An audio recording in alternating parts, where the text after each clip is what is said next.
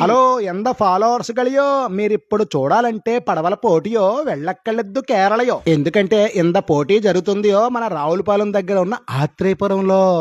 అవునండి, ఈ రోజు అనగా జనవరి 11 ఉదయాన్నే లాంఛనంగా ప్రారంభించారు సరార్దర్ కాటన్ గోదావరి ట్రోఫీ సంక్రాంతి సంబరాలు. ఈ సంబరాల్లో భాగంగా మొదటి రోజు ఈతల పోటీలు అయితే ఘనంగా నిర్వహించారండి. అంతేకాదు మగవాళ్ళ కోసం రంగోలీ ఫెస్టివల్ అంటే ముగ్గుల పోటీ. ఈ పోటీకి 100 మంది మహిళలు పాల్గొనడం విశేషం అండి. అలాగే 12వ తారీఖు ఉదయం నుండి డ్రాగన్ బోట్ ఫెస్టివల్ అంటే పడవల పోటీ కూడా ఘనంగా నిర్వహిస్తారు. మరి ఇదే రోజు చల్లని సాయంత్రం వేళ బ్యాండ్ షహరీ అంటే మ్యూజికల్ కాన్సర్ట్ సినీ ఆర్కెస్ట్రా కూడా 7 గంటలకే మొదలైపోయి యువతని సంగీత సాగరంలో ముంచెత్తడానికి రెడీగా ఉందండి. ఇక ఆ ప్రాంగణం అంతా గోదావరి పిండి వంటలు, రకరకాల ఫుడ్ ఐటమ్స్, రకరకాల స్టాల్స్ తో నిండి ఉండడంతో పాటు 13వ తారీఖున కైట్ ఫెస్టివల్ కూడా నిర్వహిస్తారు. మరి ఇంకెందుకు లేటు, మన రావులపాలెం పక్కనే ఆత్రేయపురం గ్రామంలో బండారు సత్యానందరావు గారి ఆధ్వర్యంలో జరుగుతున్న ఈ సంక్రాంతి సెలబ్రేషన్స్ కి వచ్చేయండి మరి.